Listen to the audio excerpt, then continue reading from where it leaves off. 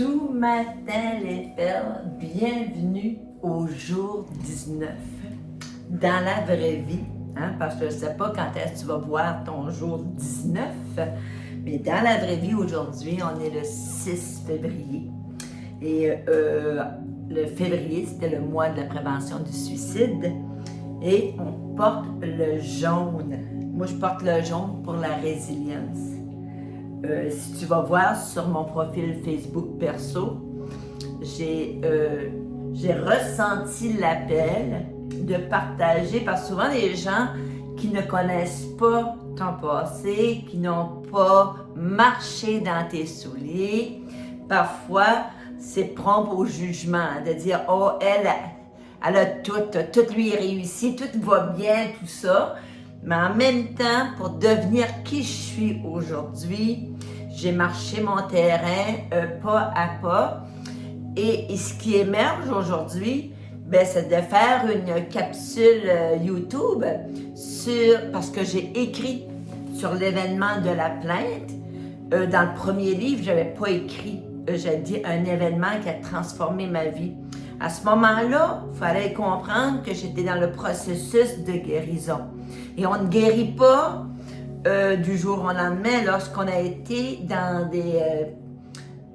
des moments très intenses, très difficiles. Donc, il faut laisser le temps faire son œuvre à travers soi.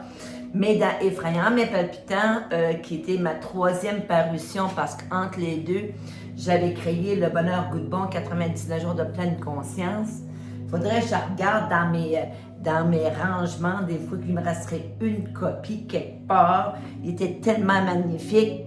C'est dommage que c'est si onéreux de se faire publier maintenant. Après la pandémie, le coup de papier, tout a été déculpé. Mais je dis pas un jour que je le réveillerai pas de ses cendres, parce que lui aussi, les pages étaient jaunes. Et à ce moment-là, on ne parlait pas de sensibilisation, de prévention du suicide, mais ça s'est apparu par la suite. Et le jaune est pour le plexus solaire, la résilience, le siège des émotions. Donc ce matin, là, il fallait que je m'arrête parce que je pense que j'avais fait une capsule d'1h30. Je remercie ceux et celles qui m'écrivent, qui disent « Oh, Melda, moi j'adore t'écouter, tout ça. » Moi, ça me donne juste, je te dirais, une espèce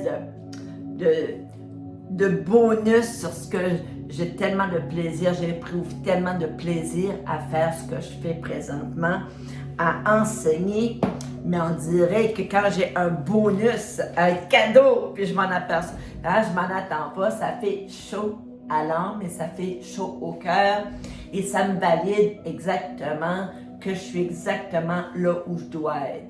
Peut-être, toi, tout de suite, tu n'es pas là où tu veux être, OK? Et là, aujourd'hui, c'est réellement être en situation d'apprentissage. On est des éternels apprenants. Et si tu vas voir mon mot, j'ai mis apprentissage. Comment on devient de plus en plus sage? Souvent, je vais entendre dire, mais parce que quand on arrive à 60, à 70 ans, on devient des sages. Mais moi, tout de suite, au niveau de la spiritualité, je rencontre des jeunes hommes et des jeunes femmes de 24, 25, 30 ans qui ont déjà saisi tous les concepts que moi, j'ai peut-être appris à 50, 55 ans. Donc, il n'y a pas une question d'âge, c'est une question de choix de vie, je te dirais. Et dans le livre « Je lève les voiles, guide pratique pour un mieux-être », ce livre-là, écoutez, a été paru en... Je vais chercher la date, j'aurais peut-être dû le faire au préalable, mais je ne l'ai pas fait. Il n'y a pas de date, c'est intéressant. Donc, guide pratique pour un mieux-être. Quand j'ai eu ce livre-là, c'était un petit peu après tous ces débordements-là. Puis ce livre-là, j'étais à une librairie, puis il m'avait tombé sur moi Donc, j'ai dit, je lève les voiles. Écoute, j'ai pas choisi le livre, il m'a choisi, hein, les synchronicités divines. Nous cherchons tous à atteindre un meilleur équilibre dans notre vie et à être plus heureux, en paix avec nous-mêmes. Est très important à nous réaliser pleinement. Mais comment y parvenir? Et j'ai eu l'opportunité, la chance, je me la suis donné la chance de me nourrir, de lire des livres et d'écrire. Parce que l'écriture, pour moi, est devenue une planche de guérison. Donc, souvent, on va avoir, et je te parle de la page 62-63 que je trouvais très pertinente, OK? Le sage utilise les écarts, les chutes, pour mieux avancer. Souvent, on va dire, « Ah, j'ai fait une erreur là. » Moi, dans ce lycée, on parle des écarts de chute, mais moi, j'ai toujours dit que tout est apprentissage. La vie elle-même nous enseigne, hein, les prochains pas ou les prochaines étapes. Mais plus on arrive à ne plus être dans le mode réactionnel, émotionnel et plus, hein, centré dans le mode action, ça se passe comme par magie de mieux en mieux.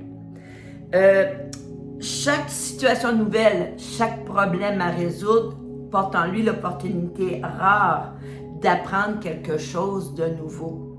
C'est pour ça, moi, je vous dis, je sais rien. J'ai tellement encore de choses à apprendre et à partager, à enseigner, hein? Et c'est ça. Moi, ma mission, ben, c'est comme ça qu'elle s'articule. Ça ne veut pas dire que tout le monde a besoin de faire la même chose, mais en même temps, hein, plaisir aux thérapies. Hein, rappelle-toi, hein, et du plaisir, que ce soit à faire des muffins. J'ai essayé des galettes au gruau. Hein, framboise, chocolat, c'est divin. Si tu as trop de sucre, tu peux mettre du sirop d'érable ou du Splenda ou quelque chose, un palliatif. Mais empêche-toi pas de faire une recette parce qu'il y a un ingrédient dit toxique. Tu sais, le fameux sucre, là, ben moi, d'où je viens de Pocchedi, hein, ma tante Manie avait un petit dépanneur à côté. Ben, les sacs à 5 cents, puis dans ce temps-là, 5 cents, t'avais pas rien que 5 bonbons, hein? Comment de sacs à 5 cents de bonbons, j'ai mangé. Et à 60 ans, je suis en santé optimale. Oui, tout faut vraiment dans le dosage, puis comment tu vois la nourriture qui entre dans ta bouche, si tu la vois comme source de mal-être, puis de maladie, ou ben c'est sûr et certain, demandez, vous recevrez. Hein? Mais tout est dans, hein, en équilibre, en harmonie, hein? Pas faire des overdoses de sucre, là. Donc, un petit enfant d'1 an fait ses premiers pas en trébuchant régulièrement. Comme de bons et aimants parents, comment de bons et aimants parents le traitent-ils quand il chute? Hein, je sais d'entre vous, vous êtes des mamies, ou vous avez des petits-enfants dans votre entourage. Comment on traite un enfant qui tombe? Et si on se traitait de la même façon lorsqu'on a un écart où on tombe avec douceur et encouragement, ou en le dégradant et en le traitant d'incompétent. Souvent, notre petite voix elle est dure à l'intérieur. Hein? Moi, elle a été tellement dure, mais là, j'ai décidé de faire la paix avec elle, puis de me couvrir d'amour, peu importe ce que les autres disent. Il le console et valorise ses succès, bien sûr, avant de lui dire de reprendre courageusement son aventure. L'enfant qui prend ainsi confiance en lui et poursuit son apprentissage de la marche. Il en va de même pour vous et pour vos apprentissages, qu'il s'agisse de comportement ou d'attitude. Tout de suite, en formation, il y a plein de prises de conscience. On ne va pas jeter le bébé puis l'eau du bain en même temps. Fais des petits pas. Prends juste le fait de les identifier, c'est déjà une victoire. Hein? Le sage en vous sait se traiter avec douceur et compréhension face à une chute dans vos apprentissages. C'est à travers ces expériences que l'être humain apprend, s'adapte pour devenir meilleur chaque fois. Gardez toujours en tête que vous êtes en situation d'apprentissage. Dans le parcours qui mène à une meilleure connaissance et à un amour plus profond de soi, les progrès ne se produisent pas toujours de façon linéaire. Il est donc important de se donner le droit à l'écart. Hein? Tu as déjà entendu, hein? Si tu veux faire rire Dieu, fais des plans. Mais ce qui est intéressant, hein? Rappelez-vous, les synchronicités inversées. Penses-tu que moi, là, hein, du jour au lendemain, j'arrive de vacances, j'arrive de voyage et c'est fabuleux. Et je ne savais pas que le dimanche, ma vie professionnelle allait basculer et s'arrêter. Mais en même temps, hein, regardez tout ce que moi, ça m'a permis de devenir, d'être, de me sortir. Et en mon fort intérieur, j'avais fait un burn-out avant, je faisais des crises de migraine, je faisais de la haute pression, donc j'avais plein d'ennuis de santé en restant dans ce cadre-là, dans ce travail, dans ce cadre rigide. Mon corps me parlait, mais je ne l'écoutais pas. Mais en même temps, ça a pris un inconfort divin. Moi, j'appelle ça ici maintenant, je me choisis un vent de travers. Hein? Puis je pense que c'est il a fallu un deuxième vent de travers fort, glacial. Le premier étant un burn-out en cadeau pour me résoudre à poser un regard sur ma vie et de décider de me choisir. À 50 ans, je me fais le cadeau de m'offrir le présent et ce, à chaque jour qui viendra. D'accueillir ici maintenant les signes que m'envoient mes guides, mes anges, mon daddy. Hein? Le goéland argenté, mon père, est venu me faire un coucou à 50 ans, hein, quand il était allé dans l'au-delà. Hein, quelques années, hein, ça a pris quelques années parce que j'étais tellement en colère parce qu'il était parti à 66 ans que tant aussi longtemps que j'avais de la peine, je ne pouvais pas élever ma vibration puis il essayait de rentrer en communication avec moi, mais je n'étais pas encore prête. Donc, au fond de moi, si je ne mettais pas mes obligations de pression, si je ne laissais pas les autres, leurs attentes et leurs visions de moi me dicter mes actions, quels seraient mes choix? Est-ce qu'en me levant le matin, mon temps serait consacré aux mêmes activités, aux mêmes personnes? Ferais-je les mêmes choix? Et la réponse, évidemment, a été non. Hein? Je vais commencer mon rituel d'être dans la gratitude, d'être vivante ce matin parce que tout aurait pu s'arrêter. Mais en même temps, hein, d'être dans la gratitude, une journée neuve et d'offrir, et c'est un 24 heures, je ne sais pas où je serai demain, mais si c'est mon dernier 24 heures sur Terre, vous autres, hein, vous comprendrez, vous aurez vu que je vis ma vie pleinement. Donc, demain, gang, on s'en va dans le lâcher prise et accepter l'impermanence. L'impermanence qui n'est pas permanent, qui ne dure pas. Hein? Et ça, on a de la misère parce qu'on s'attache à des personnes. Hein? Pour ça que beaucoup de personnes ont réellement une compréhension différente de la mienne de la mort.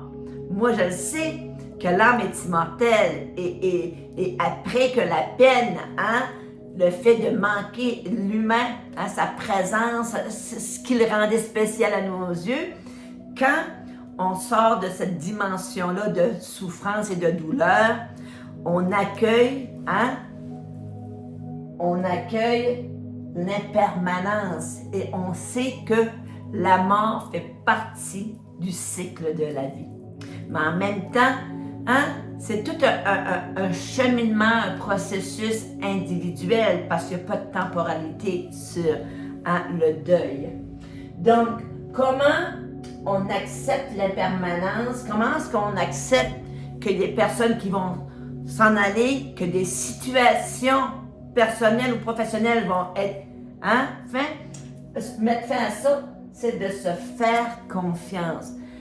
Et ce que j'aurais aimé qu'on m'enseigne quand j'étais directrice, écoute, c'était pas de tout repos, J'éteignais des feux. Et surtout à Saint-Quentin, c'est une école secondaire, maternelle 7-12, avec dans ce temps-là, je pense qu'on avait 465 élèves. Les testostérones sont fortes à l'adolescence, des chicanes, des batailles, c'était mon monde, OK? Et j'aurais aimé, à ce moment-là, que quelqu'un... Écoutez, je prenais les décisions du mieux que je pouvais avec ce que j'avais à ce moment-là, mais j'aurais aimé que quelqu'un me dise, Imelda, là, quand c'est... mais je l'avais compris d'une certaine façon. Quand il y avait des batailles, quelque chose, j'avais 2 bureaux, je prenais les 2 pugilistes, je les séparais dans des... Et je leur laissais le temps de décanter. Quand tu es en maudit, là, sous le coup de l'émotion, tu n'es plus rationnel. Fait que ce que tu dis, puis je l'ai expérimenté avant de développer cette stratégie-là, je l'ai eu toutes sortes. Des parents qui me rentraient dedans, des enfants qui me rentraient dedans, des enseignants qui me rentraient dedans. Mais en même temps, à un moment donné, j'ai compris que si on était sous l'effet de l'émotion, de la colère, des émotions vives, on allait tourner en rond. Puis ce qui arrive quand on est sous le coup de l'émotion, en mode réactif, c'est une escalade. Qu'est-ce qui va avoir le dernier mot? Et c'est souvent comme ça que des relations, que vous avez vu, la relation, là, la serviette, là, chacun notre bout, là, c'est là que la relation s'effrite. Et moi, j'aurais aimé, peu importe ce que tu vis, essaye-les. Puis, essaye-les parce que ça va t'amener un degré de maîtrise que tu ne savais même pas que tu avais. S'il arrive une situation puis que ça brasse, là, OK, sors de la situation, va à la salle de bain. On doit tout parfois, puis parfois, moi je me suis déjà isolée dans une salle de bain pour pleurer, parce que là, ça allait déborder, puis je voulais pas. Puis parfois, pas souvent au travail, parce que j'étais quand même assez professionnelle, puis j'avais quand même une belle grande étendue d'expérience, mais souvent au niveau personnel, souvent quand ça brassait tout ça, je m'en allais dans la salle de bain, je fermais la porte, des fois je la claquais, je ne claque plus de porte. Ça si je claque puis ça fait du bruit, faut rectifier ça, mais si je rentre dans la salle de bain puis je ferme la porte en douceur, déjà là, je suis en train de me dire, OK, ça aussi, ça va changer. Tout change, mon ami. L'impermanence.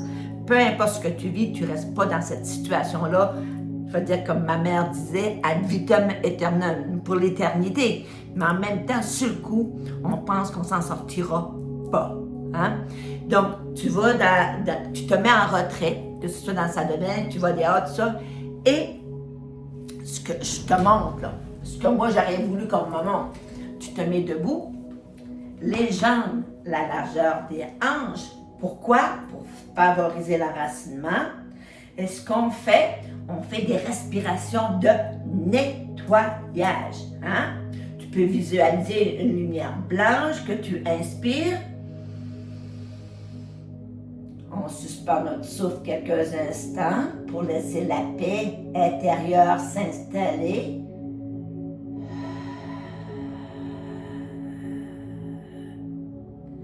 Puis il y en a qui aiment bien compter, là. Tu inspires 4 secondes. Tu suspends ton souffle pour 4 secondes. Et tu expires pour 8 secondes.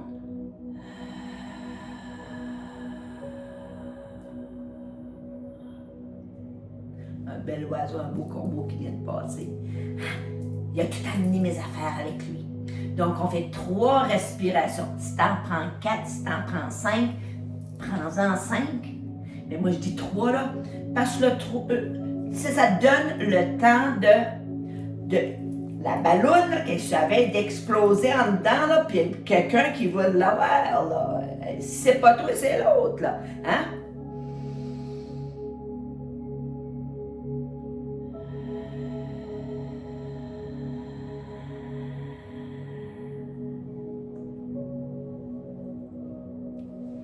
Tu peux même mettre tes mains sur ton cœur et dire « Je m'aime, je suis fière de moi ». Et c'est comme ça qu'on devient en maîtrise. Hein? Le lâcher prise, c'est parce que c'est une forme de contrôle. On veut contrôler, puis à un moment donné, on s'aperçoit qu'on contrôle absolument rien. Hein? On avait l'impression d'être en contrôle, mais c'est souvent là que quand le tapis est retiré sur nos pieds, puis qu'on bascule, qu'on fait des écarts, des chutes, il faut se rappeler, c'est pour mieux avancer. Si on s'amène dans l'instant présent, OK, au niveau, et l'oxygène pour le cerveau va donner un boost au cerveau, c'est là qu'il y a d'autres moyens, d'autres solutions qui apparaissent. Hein? On va faire preuve de plus de flexibilité. Puis ça se peut que c'est nous autres qui est dans le tort, parce qu'on est, on est des humains. Je m'excuse, mes mots ont dépassé ma parole. S'excuser, là, mes mots ont dépassé ma parole. Tu rentres plus dans... Maintenant, qu'est-ce qu'on fait? On s'en va dans le mode action. Et ça nous amène à être créatif. Et plus on est créatif, plus on devient créateur de sa propre vie. Rappelez-vous, si je suis dans le passé, si toutes mes pensées sont tournées dans le passé, je suis dans un état dépressif. Expérimentez-le. Si je m'amène dans le présent, c'est là que que je cultive ma paix intérieure. Et souvent, ça me prend maintenant beaucoup de choses. Le dernier incident avec mon ami, ça faisait longtemps que je n'avais pas vécu ça. Mais en même temps, quand j'ai ramené ma paix intérieure, j'ai dit non, ça n'arrivera plus. Au lieu de rester là, je vais complètement sortir pour protéger ma paix intérieure. Et si on est dans le futur, combien de fois qu'on s'est cassé la tête pour plein de choses qui finalement ne vont jamais arriver, on est dans un état d'anxiété, anxieux et anxieuse. C'est la maladie du siècle tout de suite. Si tu es souvent anxieux, je te dis là, essaye une séance en énergie pour enlever la boule. Même si tu ne peux pas le faire en présentiel, tu peux le faire à distance. Ça fait un bien immense. On enlève la boule, on va nettoyer toutes ces mémoires. C'est pareil comme si ton ordinateur, là, avant ça, on avait Windows. Il y avait plein de petits programmes qu'on envoyait en bas sur la ligne pour continuer à travailler. Puis dans une journée, il pouvait en avoir des petites fenêtres qu'on ouvrait. Puis à un moment donné, ça vous rappelez-vous, là, l'ordinateur plantait. Pourquoi? Il y avait trop de vitres, de fenêtres ouvertes. Fait que toi, tout de suite, c'est peut-être ça que tu es en train d'expérimenter. Ça fait que une belle carte pour toi aujourd'hui. La paix intérieure. Puis regarde le soleil jaune. Je t'offre mon sourire aussi. Merci Suzanne pour la belle pensée. Offrons notre sourire à l'autre. Lâchez prise et laissez s'envoler vos doutes et vos peurs afin de trouver la paix intérieure. Ce sur quoi vous vous interrogez présentement n'est pas important et vous perdez votre temps. Concentrez-vous plutôt sur vos projets, sur les rêves que vous avez mis de côté. Ainsi, vous trouverez la paix intérieure. Donc, une belle pensée.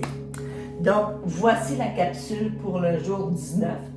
Demain, pour ceux et celles que ça intéresse, c'est un bel article sur le lâcher prise et accepter l'impermanence. Quelqu'un m'a posé la question, Imelda, quand je lis les articles, moi, souvent, je vais prendre mes notes, je vais me faire des croquis, tout ça pour des rappels visuels. Bravo, bravo, bravo. Vous avez tous reçu un petit carnet de notes, OK? Ben, il y en a qui s'en servent pour l'épicerie, c'est correct aussi. Mais en même temps, voyez-vous, là, moi, j'ai mon carnet, mais moi, il est plus volumineux parce que je savais que j'aurais pas assez de pages dedans. Hein? Mais en même temps, j'ai placé les dates. Parce qu'un jour, en 1900, je sais pas, moi, pas en 1900, là, je vais pas reculer en arrière, je vais pas aller dans les vies antérieures, mais en 2030 ou 40 ou quelque chose, si je suis encore de ce monde, hein, où ma succession va trouver des carnets de notes partout. Et ils vont voir que dans cette vie-ci, moi, j'avais choisi de cheminer, j'avais choisi d'entamer un processus de guérison pour amener et découvrir une nouvelle paix intérieure. Donc, voici la leçon pour vendredi. Demain, c'est la lecture. Dimanche, c'est le repos où on se rattrape les capsules qu'on n'a pas eu le temps de voir. Un petit rappel, le jour 16, mesdames, il me reste quelques perles, hein, pour vous faire entrer dans ce croquis ici que je vous expliquerai la semaine prochaine. C'est préparatoire aux soins collectifs. Mais la semaine prochaine, l'autre, je ne sais pas la date, là, ça va dépendre de quand est-ce que tout le monde sera rentré. Je vais vous faire un petit rappel lundi au mardi amical, pas pour vous mettre de la pression, mais c'est sûr et certain que quand tu vas avoir écouté la capsule, puis tu vas dire « oui, je le veux », mais dis-moi pas juste « oui, je le veux » comme ça, là, parce que je pourrais, hein? Non, non, non, c'est pas un mariage. Mais en même temps, c'est préparatoire aux soins collectifs parce que vous savez que samedi, le 17 février, on va être ensemble et que ça va être une grosse, grosse journée énergétiquement. Il se prépare de belles, grandes choses, le passage de l'année du serpent à l'année du cheval, que j'appelle amicalement les licornes. Donc, ça va être une belle énergie, une belle vibration pour un beau tremplin pour tout ce qui s'en vient. Sur ce, en direct de Caracal, je te vois, je t'aime. Gros bisous, douce journée et à lundi!